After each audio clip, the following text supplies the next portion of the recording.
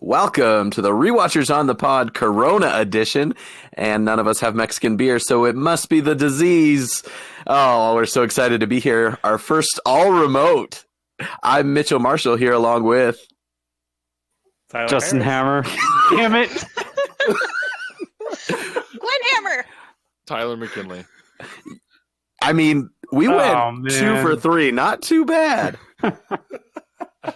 For the episode today, guys, we weren't able to get together and watch anything, and we're just kind of playing by ear, but we wanted to get together and talk about stuff because it's one of the highlights of our week. So we're just going to go around and kind of do a little bit of an expanded recommendations and just have a good time talking about good pop culture, what we're binging while we're kind of stuck. So we'll just kind of go around robin a couple times. Tyler Harris, do you want to start us off?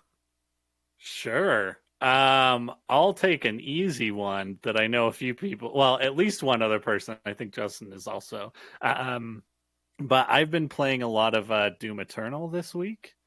Well, not even this week, the last 2 days, which is the new Doom video game for home consoles and PC. And it is so good and stupid and wonderful and lovely, and it's just ripping and tearing a whole bunch of demons to pieces as quickly as possible, as violently as possible, and man, it's a lot of fun. I'm so It's been, glad really that this is cathartic what after this is week. leading off the podcast. Like, this is perfect.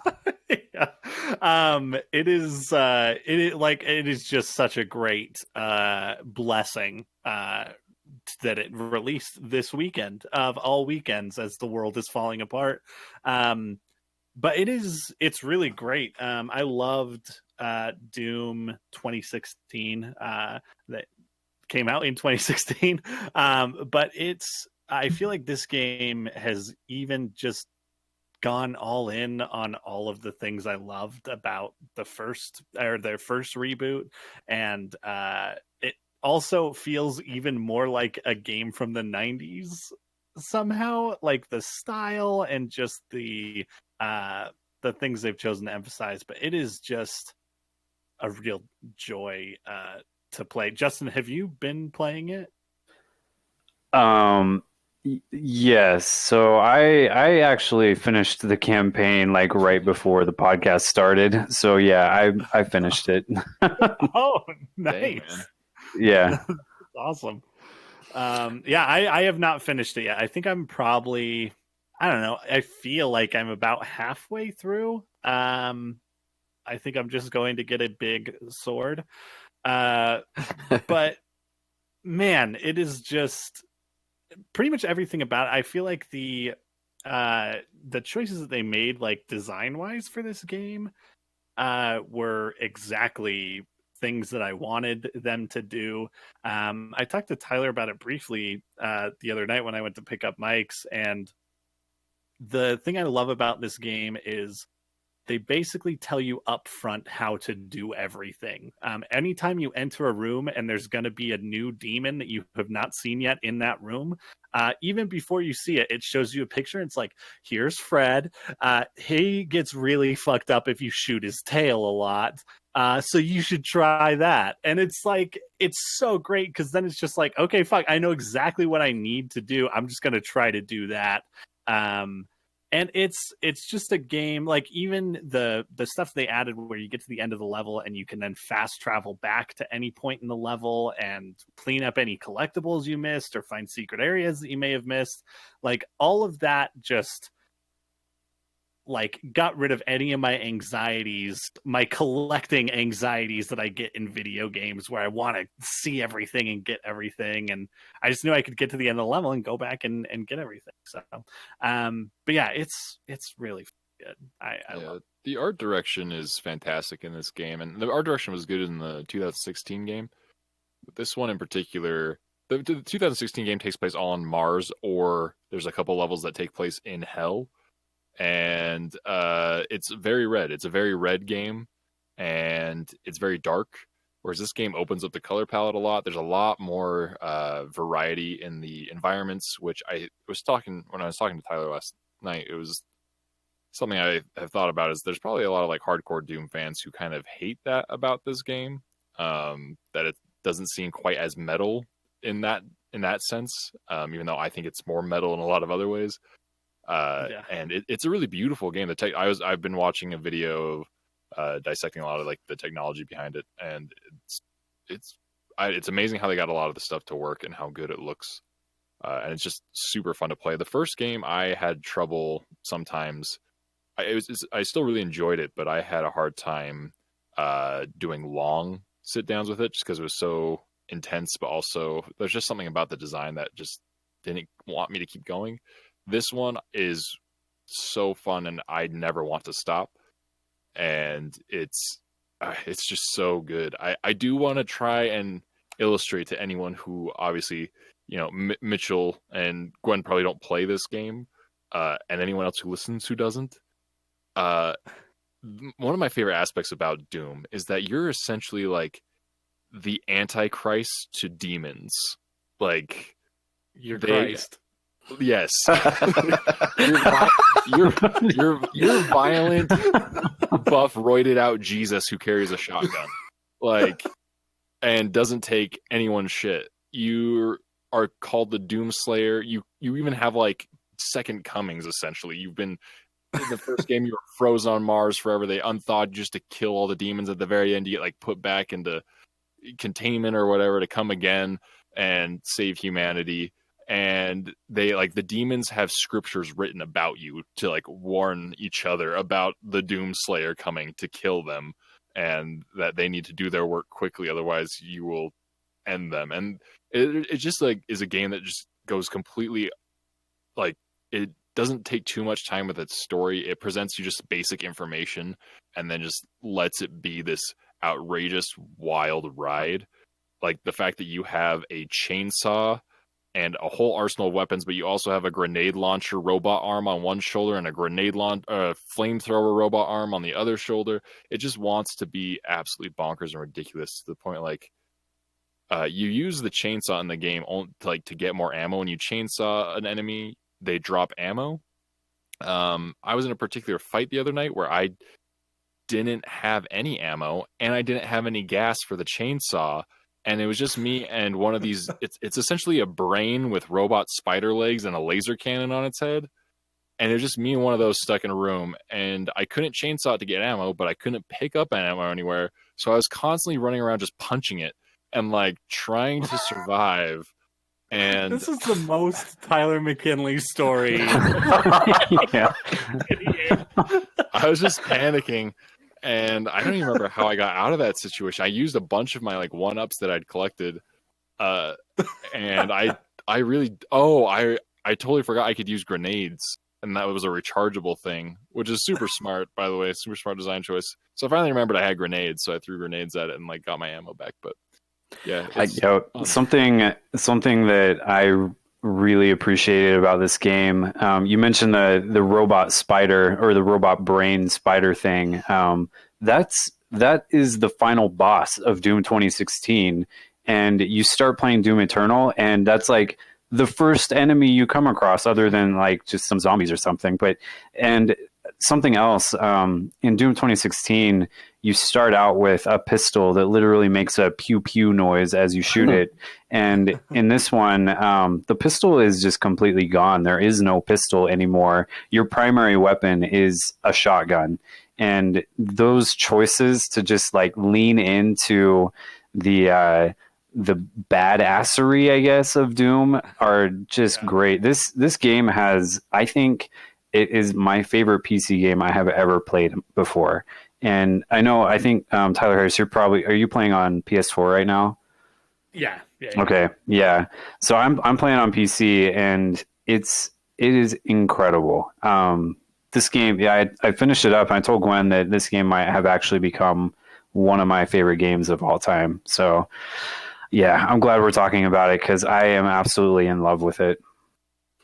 Well, as someone who hasn't played Doom since Doom 1 on the PC, it sounds like they've brought the franchise back to the highlights of the Rock era. So that's great. There's a really bad Doom movie starring The Rock. That did not land. Is it really? Now you got me I intrigued. think it is. It's for all those skyscraper fans out there, which we did cover as a podcast, even though I was not there.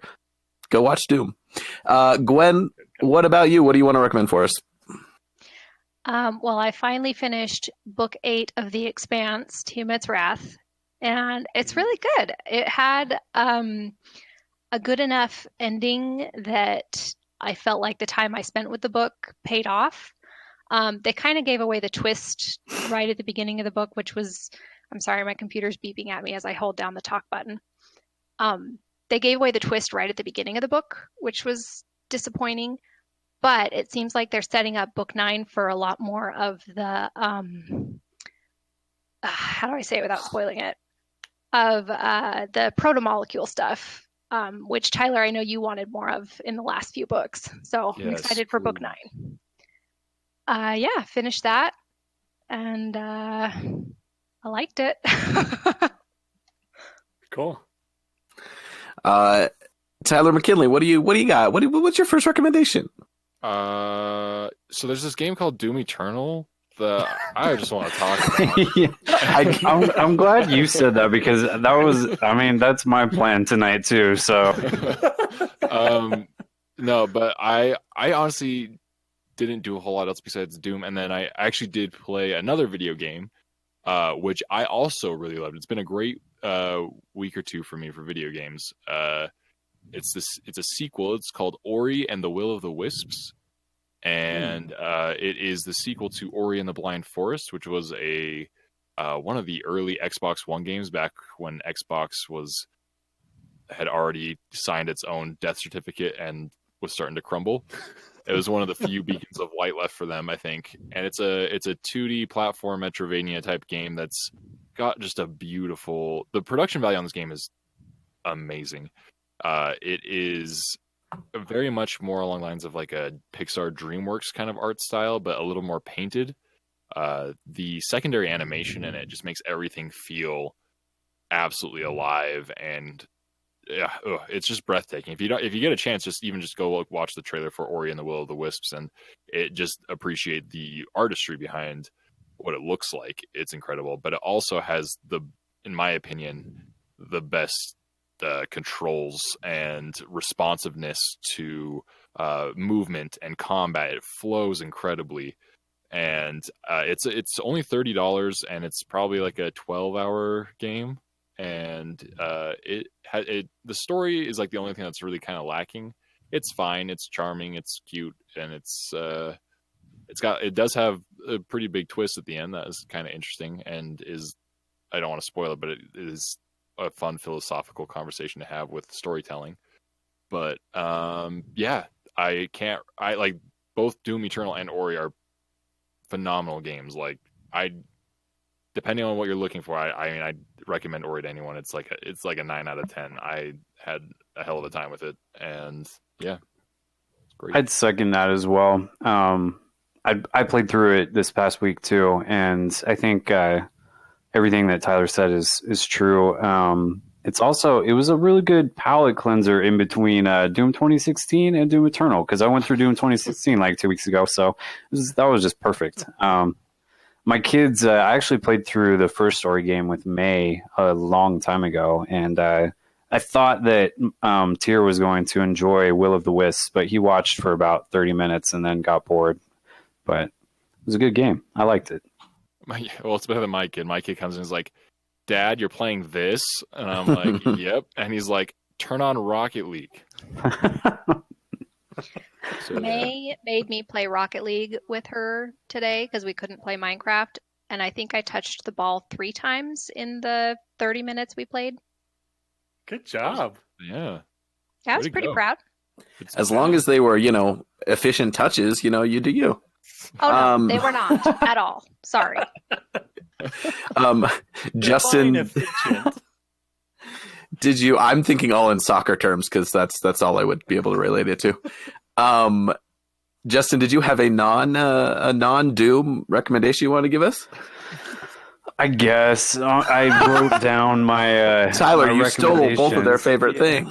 You I know, I'm well, sorry, bo- which is a shitty thing because I have a million things I could recommend. I'm an idiot. I don't know why. led No, with it's fine. It's funny because the top two things I was going to talk about tonight were Doom and then Ori. So those are off my list now. But thankfully, I do have a couple other things that I could mention. I finally started playing through Subnautica in between the time that I finished up Ori and then before Doom released on Thursday. So earlier this week, last weekend, I think, started playing Subnautica, which is a survival game that takes place out in. You're on like an ocean planet that you've crash landed on, and you have to try and figure out how to survive and swimming around, collecting resources, building a base, and piecing together what happens to the ship that you were on that got shot out of space and crashed into this planet. And it's kind of a, I don't know. There's the mystery aspect of it. While you try and figure out how to survive and increase your, I don't know, all the stuff that you're using to explore, you're also trying to piece together this story, and it's been a lot of fun. I don't quite know how far into it I am. I don't know how much longer things are going to take. I've played for probably 10, 12 hours, I think, maybe. So I don't know. I don't know how long the game takes to play, but it's a good time. And I know that their expansion or second release, I don't know exactly what it is releasing sometime soon. So people are kind of keeping this on their radar. But I definitely recommend that if you're into those kind of games. One other just quick mention: I finally finished up the Three Body Problem trilogy about 2 weeks ago, I think. So I finished the third book there, Death's End. And I'm not going to spend too much time talking about that because I have basically my thoughts about it are similar to what I mentioned about books 1 and 2. Really cool sci-fi concepts, but the people in the story are really hard to like and follow, and they don't really feel like good human characters, even though the story is very much about human survival. So read it for the sci-fi stuff and not so much the human story. Yeah, that's probably it. We got to talk about the big sci-fi ideas, which is what I wanted. So I'm happy. Yes, that's good. true. Yeah. And so a happy ending, which I'm also sure is how the Three Body Problem ends, is very happily on my experience with it so far. Sounds like it's good for the marriage. When the podcast started out and Justin was like, yeah, I already beat Doom, I was looking at Gwen because she's upstairs right now and he's downstairs, and I was like, has she just been watching the children while he plays Doom? I was concerned. Never. It never happens. There's Never, no chance. ever. There's no chance last night that I had my headphones on and my son woke up 3 times during my time playing Doom that my wife had to go grab him. I'm trying to like read their faces and I'm just like, oh boy. Well, he kicked me out of the office. I just saying. Sounds like we're all having a good time. Wait, airing of grievances. When did I kick you out of the office? What is going? I don't know what's happening right now. Well, he said we had to be in different rooms. So Oh, for the recording, yes. Not so I could play a game. No, I didn't do that. Okay, that is. Anyway, let's move on. That's another spin-off podcast there. Yeah, so I'll recommend a couple quick things from Hulu. This is one I don't know if you guys will like, but in the prestige TV world, it's a big one that just dropped. It's Kerry Washington and Reese Witherspoon in a show called Little Fires Everywhere, and it's based on a book, and it's about this little town that is pretty much just very prim and white, and shit starts going crazy, and it's prestige soap. I would say it's better than something like Big Little Lies, but it's a lot of fun to watch Reese Witherspoon do her thing. I feel like she won 2 Oscars and made a shitload of money, and then she was just like, now I can do whatever I want, so I'm going to do that Apple show and an HBO show, and now she has this, and it's just kind of fascinating for me. But if you like anything like that, I highly recommend it. I'm more sucked in than usual. It's only 8 episodes, and it's set in the 90s, which I like recent nostalgia. And then Big Time Adolescence, which is a a movie starring who's that trashy guy from SNL who dated Ariana Grande? Pete Davidson. I got you. Thanks, Mitchell. I found it in my mind after I asked it, but I love a coming of age movie, and I think it's funny, and he actually acts pretty well. And some of the beats of the movie are predictable, but others, it's just, I'm always wondering, how's the kid going to get out of it? What's he, we all know the lesson that they're kind of going to learn from it, but I'm always like rooting for, him to get the girl or her to get the guy. And I just had a lot of fun watching it. It's a nice, irreverent version of a kid who just hangs out with this older screw up. And it reminds me of like some of my siblings' friends who I would just stay friends with, even though my siblings moved on in life and they were just still hanging out in our little town smoking pot. And it's fun, and I think it's well done, and I laugh, and I actually think you guys would enjoy that one. Cool. But yeah, and yeah, theme and stuff. Yeah, you would specifically, and it's the kid. Actually, you guys might not have seen the things the kid's in, but he's good. He's good. Do we want to go around one more time? Does everyone have something, or? I've got something stupid I could talk about. Well, I've got another thing to talk about. My next one was take a walk, so it may sound stupid, but a lot of people playing Pokemon Go out there today. Standing 6 feet apart, of course. But it is weird. It's weird out there, but it did make me want to listen to podcasts, which made me want to play a video game, and you guys know I don't do that. So my next one, I'll tell you guys what video game I'm playing. But if we want to go back around, Tyler Harris, what's something else you want to recommend?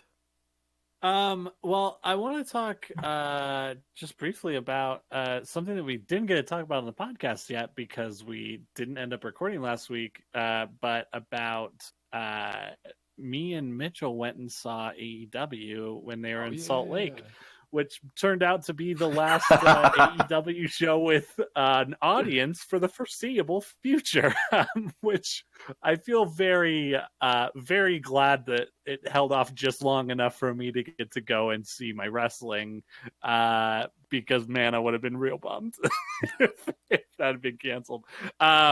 But yeah, it was really fun. Mitchell, was that the first? I'm assuming that was the first like live wrestling thing you've been to. 100% for sure. I did. I just want to hear like your impressions of what it's like, and stuff, because it's definitely different. It was a great energy. Otherwise, it was pretty similar to what I had expected. I just being kind of coming from a TV production background, it was kind of just interesting to see the way they shoot it and stage it. And the way it was not the most full arena. So it was interesting to see how they make it look more full on TV, how they make like the stage look more epic. But it was just fun to watch. I actually thought the crowd kind of slacked on some of the chants. I was kind of ready to get into some bigger ones. And the crowd was who you would expect it to be. Like, I don't mean that in a derogatory way, but like when you think about your wrestling fan, they were out in force and they were having a good time. But I had a ton of fun. Like if they came back, even if I'd kind of lost touch with AEW, I would be willing to like watch a couple Dynamites and go again just to be in that kind of crowd. Especially like, I honestly don't remember what we paid, but I know it was enough that I felt like the live experience was definitely worth it. I sure wish that our boy Matt Hardy had come that week, but it was still a blast. Oh my God. Yeah. That would have been awesome. Yeah, the stuff they did on last week's Dynamite, I was like, man, if they had known and could have moved it up 1 week, that would have been really cool. Did it live up for you? Yeah, I mean, I loved it. Our seats were actually, I was a little worried that we wouldn't be able to see a lot of stuff. And there's like some stuff that when you've got a floor seat, you're just not going to see. Yeah. But honestly, they were pretty good. Like I was really happy with where we were at, and just getting to see everyone and be in that environment was such a blast. And yeah, I mean, I'm definitely going to go again if they come back.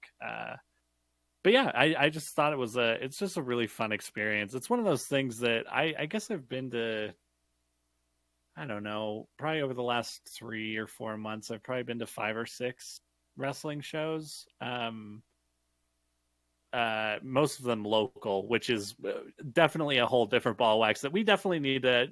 Everyone here should go to a local wrestling show at some point because it's real bonkers. And there's a guy in Salt Lake who dresses up like a bee, and one of his special moves is just bumping people with the stinger that's on his butt. And it's really fun. But yeah, it was such a fun night, and it's cool too because when you go to the live thing, you kind of get to see the other stuff that they taped that's not on that weekly show, but it's stuff they upload to YouTube. And the dark stuff was fun. Yeah, it was really cool, and it was fun to like you were saying, just the production elements of like being in the commercial break and just seeing how like Justin Roberts works with the audience, and you start to see a lot of jobs of people that you see on TV occasionally, but you don't realize like for those live events they are actually like a much bigger part of that live show. And it was cool. Like they all came out at the end, and like Cody Rhodes talked to the audience, which was really fun. And we sang "Happy Birthday" to Matt Jackson. So it was a dream come true. That's all I really wanted to do. But yeah, it was a blast. I loved it. Cool. Tyler, I don't remember what order we're in, but Tyler McKinley, you're gonna go next. Okay. So I watched a movie. I rewatched a movie that is very, very important. In fact, it is the greatest sports movie ever made. Oh boy. And it is on Netflix now, and it will be gone soon. It is Space Jam. Oh, God damn it. It's important. It's important. Like, people get mad at me when I tell them it's the best sports movie ever made, especially when I tell them that Rudy sucks ass and that this movie is way better. And all you got to do is just like to yourself one day, just start trying to narrate the plot, and you'll out loud, and you'll realize, holy shit, this movie has everything. It's covering so many themes. Like, this movie starts out on a cartoon alien planet where there is an amusement park that is failing. I think we can all appreciate that right now. With businesses failing left and right in quarantine, it's something that is real.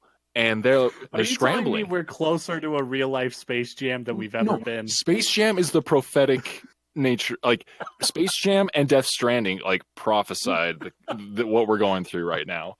Oh my God. I hope Kojima's involved in Space Jam 2 in any capacity. And yeah, he's scrambling to save his business. So what does he think? The only thing that he can think of is, we need to go find the Looney Tunes and enslave them. And literally makes... So slavery is a theme. It's like, what? Okay, so we're covering failed businesses, we're covering slavery, and we're covering... Disney. This was Bob Iger's plan before he got ousted. Yeah. And we're dealing with alien invasion. Like, how many sports movies deal with alien invasion? And so they come to Earth, and then the Looney Tunes are like, shit, we don't want to be slaves. How are we going to avoid this? They're like, we'll challenge them. It's like Game of Thrones with, picking a champion to the death, except we'll play basketball. And they're like, how we're going to do this is we're going to get a retired basketball player, and only one. We're only going to recruit one of them, but we're going to kidnap him and essentially have him play basketball for us. And when they approach Michael Jordan, they say, we're going to be slaves. And what does Michael Jordan say? He's like, yeah, man, but I'm a baseball player. Like, these people, these beings are going to be enslaved, and your excuse is, I have to play baseball. And then he finally agrees, and he's gone for who knows how long, days. And it shows his wife much later in the film with his kids, and everyone at the baseball stadium's like, "Where's Michael for this game?" And she's like, "Yeah, where is Michael?" Like, so some family dynamics here, some marriage troubles, maybe. I look. All I'm saying is, this movie's deep, and there's a lot of facets to this movie that no other sports movie can touch. The next closest I can think of is D3, the third Mighty Ducks installment. Okay, like we're on a new level, some highbrow sports films that things like Remember the Titans and Rudy just can't touch. So if you want to watch just the most beautiful, deep, and action-packed, and it's genreless. It crosses all genres. Get on Netflix tonight because it's going to be gone soon if it's not already gone now, okay? And watch Space Jam with Michael Jordan and Bugs Bunny. Also featuring a great R. Kelly song. Oh. Okay, I don't know if yeah. we're allowed to say that name in a mean- positive light anymore. I will say we didn't even touch on the idea that movie may have been an unintended catalyst for many people's sexual awakenings. With a character that only appears in Space Jam and was never featured in anything else, which I can only assume is that they realized Lola Bunny does not belong in any films. And man, that. It's I uncomfortable. don't have any. She has been in stuff It since. is. She has. Has she? Yeah. What is it, Mitchell? Well, Sorry, I let me get my specifically notebook. remember. Besides your own fan fiction, Mitchell, what else has she been in? Well, yeah. Anyway, no, I have 10 nieces and nephews. All right, there's a show called Baby Looney Tunes where all the Looney Tunes are in daycare, kind of like Rugrats, and she is one of the characters. And I feel like they tried to shoehorn her in some other stuff, but I don't think she is now a fixture in the Looney Tunes world. But that's because, like Tyler, we've all objectified her. Yeah. Hey, Can we go around and name a cartoon that we had a crush on as a child? Oh God, I don't want to do this at all. Mine was, I can't even remember her name, but she was on the second iteration of Digimon, like the second group. Man, I don't know what it was. I'm not usually into a pixie cut, but she was so hot. I'm trying to remember any character's name from Digimon. Yeah, I can't. Oh, No, that's Kingdom Hearts. It's kind of, I don't know. that sounds right. Also, there's a rumor that Adam that's it. Sandler might be in the new Space Jam with LeBron James. Oh. Oh, as his Bill Murray. Perfect. Yes. Oh man, yeah, we didn't even touch Bill Murray's character in Space Jam. Holy shit! Like, I did forget to mention the important part of this current time is they steal the talent of the NBA players, right? And Yes. there's a whole bunch of NBA players in the hallway, like not wanting to go in the locker room because they might get infected, And then they're like quarantining the whole like arena, and then the commissioner of the NBA comes is like, look, I had a meeting with the team owners, and we feel it's in the best interest of the public health to shut down the NBA this season. I'm like, holy shit! Like, art imitating life, but predicting it at the same. Yeah, it's incredible. Go watch it. Looney Tunes I is need the an new escape Simpsons. at this time, not a news report. So Look, man, I will the all good I'm thing saying is about- Space Jam. Go ahead. No, you got it, Justin. Oh, I was just going to say the good thing about the NBA not happening right now is that we've got off-season on the NBA subreddit way early this year, which is pretty awesome. That's true. Oh boy. Let's see, Gwen. What is your next recommendation if you have one? Well, I've got two that are social isolation related. Do it. So the first is public libraries. And I say that because I emailed the Provo Public Library and asked them for cards for my children because they were taking up all my digital spaces for holds. And the nice lady just asked me for my card number and their names, and she had it done in like 15 minutes, even though everything's shut down. And just public libraries are amazing, guys. So support yours now. That's awesome. And then the other one is so we usually play Gloomhaven in person Saturday nights, but can't do that because disease is rampant. So we last night instead played Scythe on Tabletop Simulator. So Scythe is a board game, and Tabletop Simulator is a simulator on what's it called? Steam. And it was actually a really good experience. I expected it to be kind of janky and not as fun, but we had a really great time. Did you play with people you know, or did you play with strangers? Oh, sorry. Justin and I played with Truman. Oh, okay. Is it possible to play with people you don't know through the simulator? I don't know. I haven't tried to. I think so. I think there are open lobbies that you can join, or you can search for certain kinds of games and join open lobbies. But I mean, do so at your own risk or whatever. Open Yeah, I was lobbies on just- Steam might be a Board place that you game don't want enthusiasts are freaks. to. That might be a fantastic experience to try just one time. Like, fascinating. As someone who played a lot of online poker, that would be very scary. But at least the software is there, so we can play these things online in case we never get to see each other again. Yeah, Yes, how Dude, does that work? Is if it that like- happens, I have trained for this. I will bring packages to your door. I will reconnect your internet. I am there because I played so much Death Stranding. do you have a bunch of low roar load up on your iPad Oh, so you can play it whenever you come over? yeah. Into... Did you know nice that vistas? that's the singer of Audrey Sessions? What? No. Yeah. What? Yeah. Oh, Yeah. man. It blew my mind. I like after that game came out, I started like reading up on it. I'm like, that guy sounds so much like him. So I looked it up, and there's another band called Audrey Sessions. I'll recommend them. Sure. Yeah, go check them out. They're cool. But When yeah, did their Um, last album come out? Like 2005, six? yeah, they released like one and a half. They one album and an EP. So I first saw them when this is a weird show I went to. Okay, I went to see Manchester Orchestra because they were headlining, but who was opening for them? A band that was just starting up called Fun, and this was before they got huge. And it was because it was a bunch. I mean, they had a bunch of people there for them because of his previous band. Right. But yeah, I had no idea that in the coming years that band would just explode and then all of a sudden just fade away into nothing. They'd become so much less fun over those years. Yeah. Tyler Harris, were you asking something about Tabletop Simulator? Oh yeah, so I'm curious. Like, how does it work? Do you have to like own digital copies of board games, or do you basically like how does that work?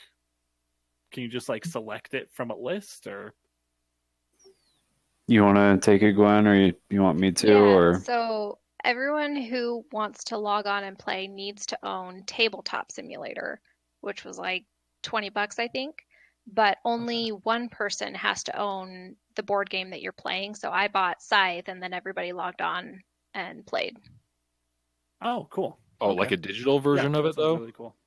Yeah, Oh, exactly. okay, gotcha. it's like you're in a virtual room with a virtual board game and everything. Like you interact with the actual game pieces the same way that you would playing it in person. It'd be a great way to play games if you have like a VR rig. Yeah, I was gonna say, is this 'cause- in VR? I mean, you can, but you don't have to. We played it just on our computers. Yeah, There because like are VR specific settings though. that's what I want. Just those weird, because I see all those videos of people who are like picking their own wacky avatars and Yeah. just pulling all sorts of shenanigans in VR chat and. I Yeah. want to play Ticket to Ride with Sanic and you know all the Yeah. Final Fantasy VII characters. That's got to be close, right? Where we can pick an avatar and then get into a digital room where we podcast or play a game, right?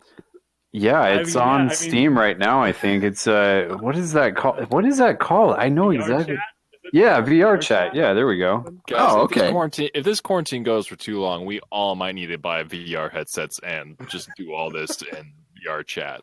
Okay, deal. I mean, But can Half-Life Alex just is coming out like next week or this. I don't even know when it's coming out, so Yeah. might have to get one It just comes for out that. in 2 days, yeah. Yeah. Justin, did you have any other recommendations? Just one real quick and kind of something that I've been thinking about. Just throwing this out there as a possibility. My daughter and I have been playing Minecraft together quite a bit over the last few weeks, and to the point where she now expects it on a daily basis and is heartbroken when we don't play together, which is kind of a bummer. But it's a lot of fun. If you've got kids that are able to play games and they can focus on something for more than 5 minutes, it's a lot of fun. To tie into that, I I have been thinking about starting my own Minecraft server and hosting it so that we could have, like, if anybody was interested, having like our own little Rewatchers on the Pod Minecraft server. I don't know if you guys have played or how much you've played or if any of our listeners play, but I was thinking about that. If there's some interest, then I might do that. I have never not played enough, but I really would love to play with people for sure. Cool. I played Minecraft for literally like 1 minute, probably 70 seconds at someone's house one time. And that's it. Got it. So, I mean, we could record episodes while we play, man, if we're still in quarantine. We could, yeah, definitely. Yeah, we're so good at this that we could do whatever we wanted while doing this, and it would be just fine. Or we just pick a subject. We do a whole second podcast where we're just playing Minecraft time, you know? And we could upload that shit to the YouTube. Yeah. That's getting pretty hot since Bernie Sanders suggested everyone go check it out. So yeah. Yeah. Oh, how fun. God, I got that one. I got that. All right. Sad. I'm going to recommend a couple other watchy things and then a game, and then we'll see where our lives are at. First of all, thanks Disney for releasing Onward early. I saw it in theaters like an idiot and cried a lot. And I just wanted there to be like a conclusion where I could clear the tears before I had to walk out of the theater crying. Because that was the second day in a row I had gone to see a movie that made me cry. And so, yeah, Onward, it's fun. It's actually a world I'd want to live in a little bit more. And a lot of the little Easter eggs and setup are actually from Dungeons and Dragons, which I played a little bit as a kid. And I'm finding more and more friends who are a little bit more closeted D&D players. Don't be that way. Be proud. And it's just a super fun little world. And if you're a parent with kids, I'm sure you're like, oh, the Pixar movie we didn't see in theaters is going to pop up on our streaming service. So I'm sure everyone will watch it, but I think it's pretty good. And I enjoy Pixar movies, but I liked hanging out with those brothers. I thought the two voice actors, Tom Holland and man, I'm really dropping some very yeah. No. Some famous people's names today. Chris Pratt, right? Star-Lord. Yeah. The other one is it's on HBO. It's called Curb Your Enthusiasm. Really old show that just like came back after a decade and then took 3 years off and came back again because it's Larry David and he can do whatever he wants. And if you don't know, Larry David created Seinfeld with Jerry, and this is an improv. It's a set improv scene show where he just gets into awkward situations. And I actually hated it the first time I tried to watch it. And then someone's just been posting like these 30-second to 2-minute clips on Twitter of him just reacting to someone like cutting in line or doing something socially against his etiquette. And it's really funny. Like, it takes the best of what, if you don't like Jerry, just like the awkward situations he would come into. And it's the way he builds it out. He's a genius, and it's a breeze to watch. And it's just highbrow comedy that's really well done. But just for my video game friends, I'm going to play Horizon Zero Dawn while listening to podcasts for the next week. So It better be fun. Oh man, I want to watch that. I'll Twitch it. I don't even know what Twitch is. I don't really know what that means. Twitch it? Just keep saying that. You're good. I'm going to be twitching them live on Twitch it. I was twitching myself, and go check it out on the Twitch it. Oh man, yeah, that'll be fun. Horizon Zero Dawn's a good game. Mitchell, when was the last open world game you played? Fable? I feel like there's like a whole like learning system you're gonna have to do that's like been slowly ingrained in like people who play games consistently. So like you really should Twitch that. I'm considering it. I think people would like. You guys understand how bad I am at video games. Like my friends, we were just playing like some old shooters just to entertain ourselves the other day, and you get to that point where they have to like tell you where to go for the next benchmark because I swear I walked around the whole warehouse, and then eventually the game was like, wow, you're a real dumbass. Here's how to get to the next part. So yeah, I'm pretty bad. I mean, here's the thing. The online gaming community just loves to help anyone out who's just starting. They really are super welcoming. They understand how difficult video games can be. So yeah, just go on Twitch, ask for some help, and yeah. Are you saying Ninja will take me under his wing? Ninja will personally. Now you'll have to go to Mixer for that because Ninja's now exclusive to Mixer because that's the fucking world we live in. What's Mixer? Are to streaming platforms. Is that another Twitcher? Oh. Yeah. Yep, it's another Twitcher. Oh, the Twitcher. Tyler, you should stream Witcher on Twitch. This is like my mom calling literally every console a Nintendo. Oh, honey, you back on the Nintendo too? You're less likely to get help from Ninja and more likely to have a 9-year-old call you a pussy-ass motherfucker really loudly in your headset. Because that happened to me. And like my self-worth was pretty low for a while after that. In fact, I don't play Apex Legends anymore because... Well, my self-worth is starting pretty low. Like you were being very legendary, so I mean, freaking 9-year-old man, who lets their kids do this shit? How do you know their age? Say I'm 9 People and in then quarantine. Look, all I know is this kid had not gone through puberty yet, so I gave him the benefit of the doubt and said 9. He could have been 7. I don't know. Oh boy. Oh, man. All I know is his squeakiness reached a frequency that I'm pretty sure my hearing is damaged. So I lost some hearing and some self-respect in one night. So he did physical and psychic damage. Damn. Both of which Tyler apparently is weak to. Wow. that hit a little too real. I'm 29 years old. Wow, are Twitchers all this mean? Oh yeah, it's. You're gonna have a great time, Mitchell. Or should I call you Twitchell?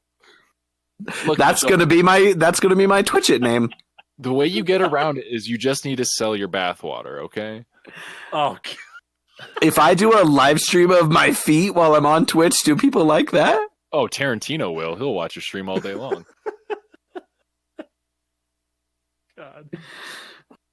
I'm ready to definitely be sharing your Twitch as soon as you start streaming.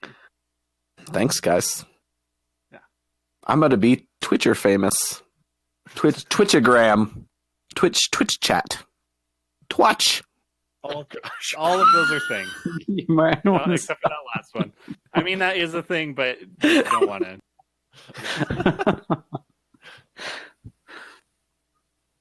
That's what I call chat on Twitch now. A bunch of twatchers. Yeah.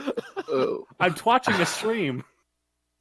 Wow. As you can hear, we are all really dealing super well with being stuck inside so much. Did anyone else have anything they've experienced in the last 2 weeks that they wanted to chat about?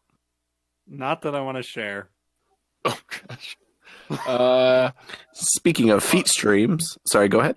I'm trying to think of anything quarantine related that's like could help lift anyone's spirits besides Space Jam.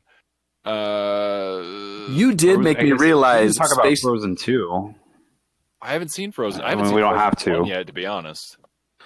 Frozen 2 has a rock ballad in the middle of it that's like decent. Shouts to Jonathan Groff, who is a great singer and didn't get to sing in the first one, even though he's a Broadway star. He really killed it.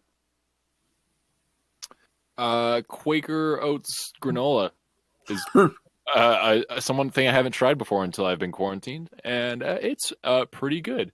It's got a nice crunchy, zesty, not zesty. Zesty is the wrong word to describe that. It's got a nice, wholesome honey flavor, and it makes you feel like you're eating something healthy when you're definitely not. I give it an 8 out of 10.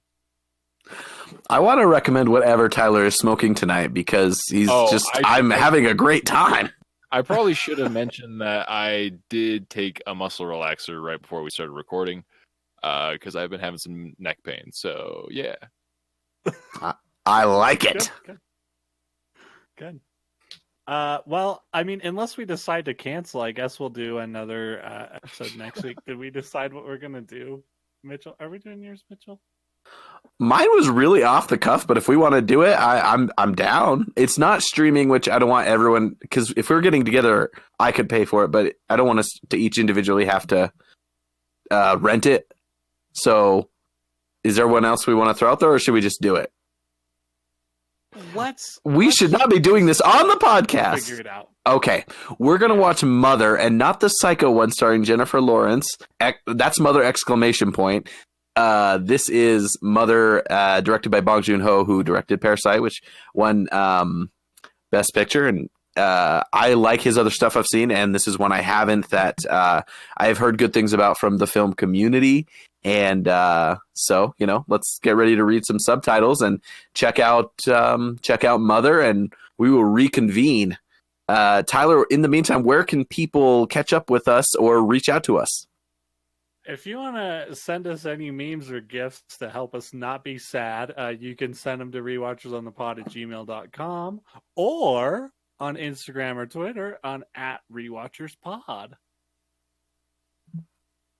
All right. So you could call my phone. I don't know. What else do you want? Should we do that? Yeah, Tyler's phone number is 801-385. I don't actually. Oh, man, you were pretty close. I knew I had to have at least 3 of the digits right. Okay, cool. Well, hey, hopefully everyone enjoyed just hanging out with us for a little bit, some respite from difficult or boring times. I'm frankly just bored most of the time, so it's been a lot of fun to chat. Thanks for hanging out, guys. We'll do it again next week. This has been Rewatchers on the Pod. This has been Mitchell Marshall with Gwen Connor Hammer. Harris. Justin Hammer. I was real hoping we'd get 4 for 4. That was pretty dope. All right. Bye, everyone. Bye. Bye.